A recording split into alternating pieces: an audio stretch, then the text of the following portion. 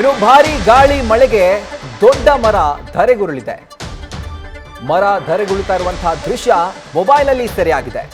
ನೂರಾರು ವರ್ಷದ ಹಳೆಯ ಅರಳಿ ಮರ ಧರೆಗೆ ಉರುಳಿದೆ. ತರೀಕೆರೆ ತಾಲೂಕು ಕೆರೆ ಹೊಸಳ್ಳಿ ಗ್ರಾಮದಲ್ಲಿ ಒಂದು ಘಟನೆ ನಡೀತಾ ಇರೋದು.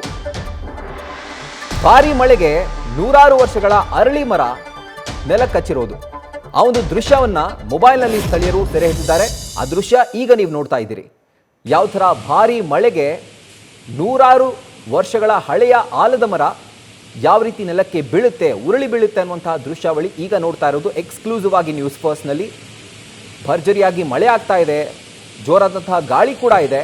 ಇದರ ಮಧ್ಯೆ ಅಷ್ಟು ಪುರಾತನ ಹಳೆಯ ಅರಳಿ ಮರ ಯಾವ ರೀತಿ ನೆಲಕ್ಕೆ ಉರುಳುತ್ತೆ ಇದು ನೋಡ್ತಿರುವಂತಹ ದೃಶ್ಯ ಎಕ್ಸ್ಕ್ಲೂಸಿವ್ ಆಗಿ ನ್ಯೂಸ್ ಫಸ್ಟ್ನಲ್ಲಿ.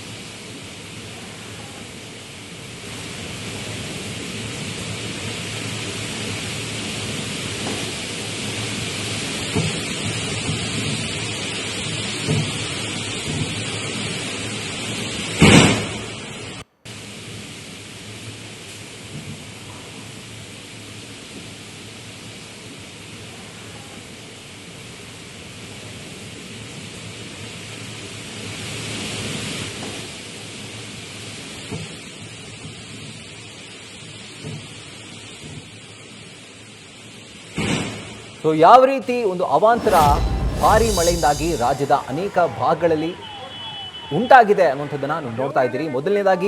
ಮೊದಲ ದೃಶ್ಯಾವಳಿ ನೀವು ನೋಡ್ತಿರೋದು ರಾಜಧಾನಿ ಬೆಂಗಳೂರಿನದ್ದು. ಬೆಂಗಳೂರಿನ ಏರ್ಪೋರ್ಟ್ ರಸ್ತೆ ಇರುವಂಥ ದೇವನಹಳ್ಳಿ NH44 ಆ ಒಂದು ಹೆದ್ದಾರಿಯಲ್ಲಿ ಕೆರೆಯ ಒಂದು ಪರಿಸ್ಥಿತಿ ನಿರ್ಮಾಣವಾಗಿರೋದು. ಬೈಕ್ಗಳು ಸಂಪೂರ್ಣವಾಗಿ ಮುಳುಗಡೆ ಆಗಿದೆ. ನಿಲ್ಲಿಸಿರುವಂತಹ ಬೈಕ್ ನೀವು ನೋಡ್ತಾ ಇದ್ದೀರಿ. ಮತ್ತೊಂದು ಕಡೆ ತರೀಕೆರೆಯಲ್ಲಿ ನೂರಾರು ವರ್ಷದ ಹಳೆಯ ಆಲದ ಮರ ನೆಲಕ್ಕುರುಳಿ ಬೀಳ್ತಾ ಇರೋದು. ಭಾರಿ ಗಾಳಿ ಹಾಗೂ ಮಳೆ ಚಿಕ್ಕಮಗಳೂರಿನ ತರೀಕೆರೆ ಪಟ್ಟಣದಾದ್ಯಂತ ಆವರಿಸಿರೋದ್ರಿಂದ ತುಂಬ ಹಳೆಯ ಆಲದ ಮರ ಈಗ ಭಾರಿ ಗಾಳಿ ಮಳೆಗೆ ಧರೆಗುರುಳಿ ಬೀಳ್ತಾ ಇದೆ. ಮತ್ತೊಂದು ಕಡೆ ಶಿವಮೊಗ್ಗದಲ್ಲಿ ಮಳೆ ಆರ್ಭಟ ತುಂಬ ಜೋರಾಗಿರೋದ್ರಿಂದ ಮನೆಗಳಿಗೆ ಚರಂಡಿ ನೀರು ನುಗ್ಗಿ ಅಲ್ಲಿನ ನಿವಾಸಿಗಳು ಇದು ಪರದಾಟವನ್ನು ನಡೆಸುವಂತಹ ಪರಿಸ್ಥಿತಿ ನಿರ್ಮಾಣವಾಗಿದೆ. ಇದು ಬರೀ ಬೆಂಗಳೂರು ಅಥವಾ ಚಿಕ್ಕಮಗಳೂರು ಅಥವಾ ಶಿವಮೊಗ್ಗ ಅಷ್ಟೇ ಅಲ್ಲ, ಅನೇಕ ಭಾಗಗಳಲ್ಲಿ, ಇನ್ಫ್ಯಾಕ್ಟ್ ಉತ್ತರ ಕರ್ನಾಟಕದ ಅನೇಕ ಭಾಗಗಳಲ್ಲೂ ಕೂಡ ಇದೇ ಥರದ ಒಂದು ಪರಿಸ್ಥಿತಿ ನಿರ್ಮಾಣವಾಗಿದೆ. ಪೂರ್ವ ಮುಂಗಾರು ಮಳೆ ತುಂಬ ಜೋರಾಗಿರೋದ್ರಿಂದ ಈ ರೀತಿಯಾದಂಥ ಅವಾಂತರಗಳು ಅನೇಕ ಕಡೆ ಸೃಷ್ಟಿಯಾಗ್ತಾ ಇದೆ. ಮೊದಲನೇ ವಿಜುವಲ್ ನೀವು ನೋಡ್ತಿರೋದು ಯಾವ ರೀತಿ ಒಂದು ಮೇನ್ ಹೈವೇ, ಅದು ಬೆಂಗಳೂರಿಂದ ಬೇರೆ ಬೇರೆ ರಾಜ್ಯಗಳಿಗೆ, ಬೇರೆ ಬೇರೆ ದೇಶಗಳಿಗೆ ಹೋಗುವಂಥ ಏರ್ಪೋರ್ಟನ್ನು ಕನೆಕ್ಟ್ ಮಾಡುವಂಥ ಹೈವೇ NH44. ಅಲ್ಲಿ ಯಾವ ಥರ ಒಂದು ಪರಿಸ್ಥಿತಿ, ಮತ್ತೊಂದು ಕಡೆ ತರೀಕೆರೆಯಲ್ಲಿ, ಮಗದೊಂದು ಕಡೆ ಶಿವಮೊಗ್ಗದಲ್ಲಿ ಅವಾಂತರಗಳು ಸೃಷ್ಟಿಯಾಗಿರೋದು ನೀವು ನೋಡ್ತಾ ಇರೋದು.